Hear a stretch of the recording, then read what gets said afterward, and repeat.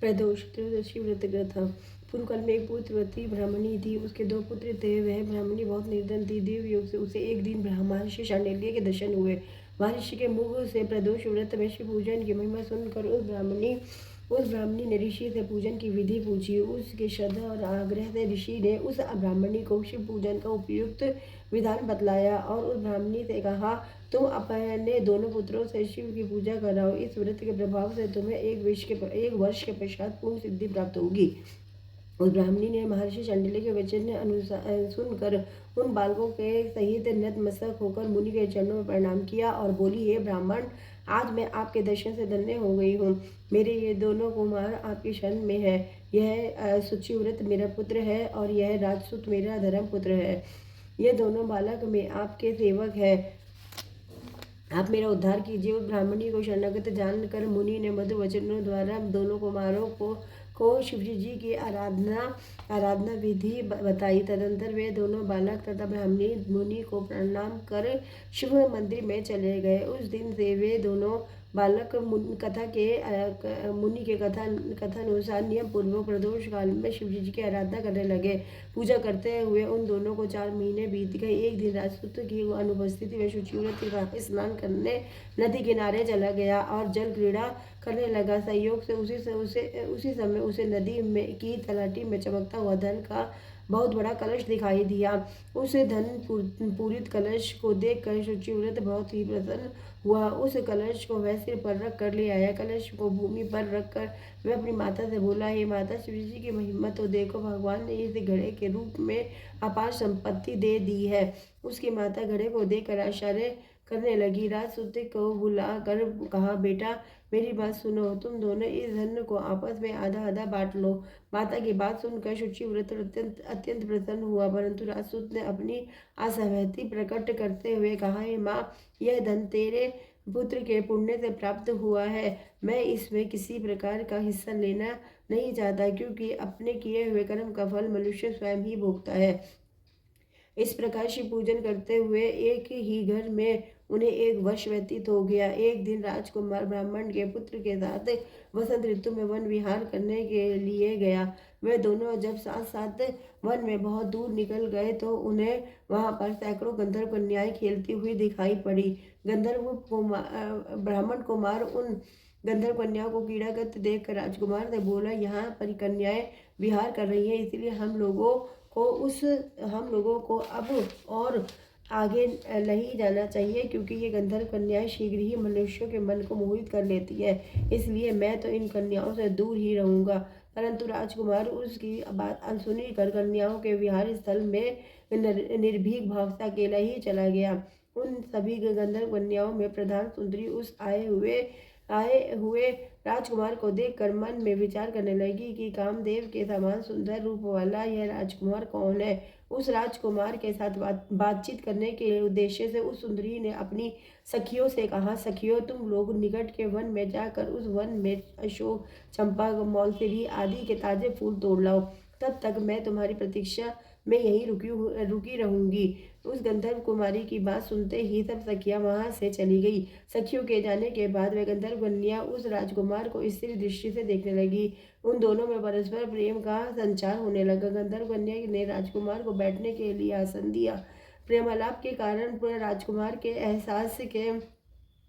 सहवास के लिए वह सुंदरी व्याकुल हो उठी और राजकुमार से प्रश्न करने लगी, हे कमल के समान नेत्रों वाले, आप किस देश के रहने वाले हैं? आपका यहाँ आना क्यों कर हुआ? गंधर्व कन्या की बात सुनकर राजकुमार ने उत्तर दिया, मैं वैदर्भ राज का पुत्र हूँ। मेरे माता पिता स्वर्गवासी हो चुके हैं। शत्रुओं ने मुझसे मेरा राज्य हरण कर लिया है। राजकुमार ने अपना परिचय देकर उस गंधर्व कन्या से पूछा, आप कौन है, किसकी पुत्री है और इस वन में किस उद्देश्य से आई हैं? आप मुझसे क्या कहना चाहती हैं? राजकुमार की बात सुनकर गंधर्व कन्या ने कहा, मैं विक नामक गंधर्व की पुत्री अंशुमति हूँ। मैं आपको देखकर आपसे बातचीत करने के लिए ही यहाँ पर सखियों का साथ छोड़कर रह गई हूँ। मैं गान विद्या में निपुण हूँ। मेरे गाने पर सभी देवंगनाएं रीझ जाती हैं। मैं चाहती हूँ कि आपका और मेरा प्रेम सर्वदा बना रहे। इतनी बात कहकर उस गंधर्व कन्या ने अपने गले का बहुमूल्य मुक्ताहार राजकुमार के गले में डाल दिया।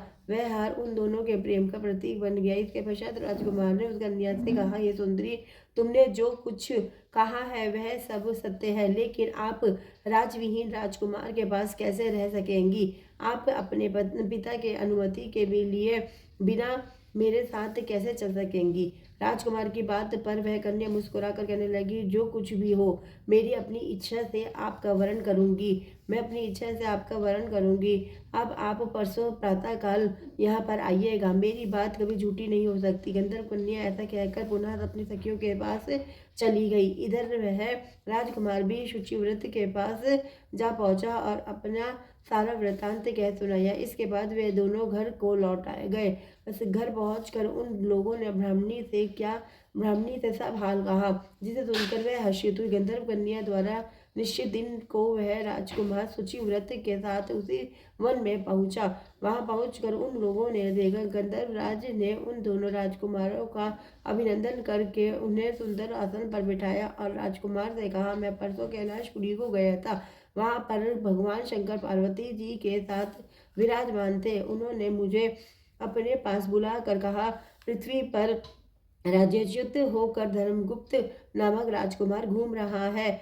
शत्रुओं ने उसके वंश को नष्ट भ्रष्ट कर दिया है। वह कुमार सदा ही भक्ति पूर्वक मेरी सेवा किया करता है, इसलिए तुम उसकी सहायता करो, जिससे वह अपने शत्रुओं पर विजय प्राप्त कर सके। इसीलिए मेरा भगवान शिवजी जी की आज्ञा से अपनी पुत्री अंशुमति आपको सौंपता हूँ। मैं शत्रु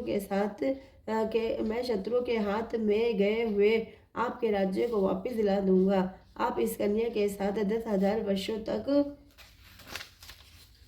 भोग कर शिवलोक को चले जाएंगे। शिवलोक के जाने पर भी मेरी पुत्री इसी शरीर में से आपके साथ रहेगी। इतना कहकर गंधर्व ने अपनी पुत्री का विवाह राजकुमार के साथ कर दिया। दहेज में अनेक बहुमूल्य रत्न, वस्त्र, रथ आदि प्रदान किए। इसके अतिरिक्त दासियों तथा शत्रुओं पर विजय पाने के लिए गंधर्वों की शत्रुघ्नी सेना भी दी। राजकुमार ने गंधर्वों की सहायता से शत्रुओं को नष्ट कर दिया और वह अपने नगर को प्रविष्ट हुआ। मंत्रियों ने राजकुमार को सिंहासन पर बिठाकर राज्याभिषेक किया। अब वह राजकुमार राजसुख भोगने लगा। जिस दरिद्र ब्राह्मणी ने इसका पालन पोषण किया था, उसे ही राजमाता के पद पर आसीन किया गया। वह शुचिव्रत ही उसका बेटा, उसका छोटा भाई बना। इस प्रकार प्रदोष व्रत में शिव पूजन के प्रभाव से राजकुमार दुर्लभ पद को प्राप्त हुआ। जो मनुष्य प्रदोष काल में अथवा नित्य ही इस कथा को श्रवण करता है, वह निश्चय ही सभी कष्टों से मुक्त हो जाता है और अंत में वह परम पद का अधिकारी बनता है। प्रदोष कथा संपूर्ण हुई। हरे कृष्ण कृष्ण कृष्ण हरे हरे, हरे राम राम राम हरे हरे। हर हर महादेव, हर हर महादेव, हर हर महादेव। शेषवाय नमस्तुभ्यं, शेषवाय नमस्तुभ्यं, शेषवाय नमस्तुभ्यं। ओंकारेश्वर ज्योतिर्लिंग महादेव की जय। ओंकारेश्वर ज्योतिर्लिंग महादेव की जय। ओंकारेश्वर ज्योतिर्लिंग महादेव की जय। श्री राम जय राम, जय जय राम। श्री राम जय राम, जय जय राम। सोम प्रदोष व्रत कथा। यदि किसी मास में त्रयोदशी सोमवार के दिन आए तो उसे सोम प्रदोष अथवा सोम प्रदोष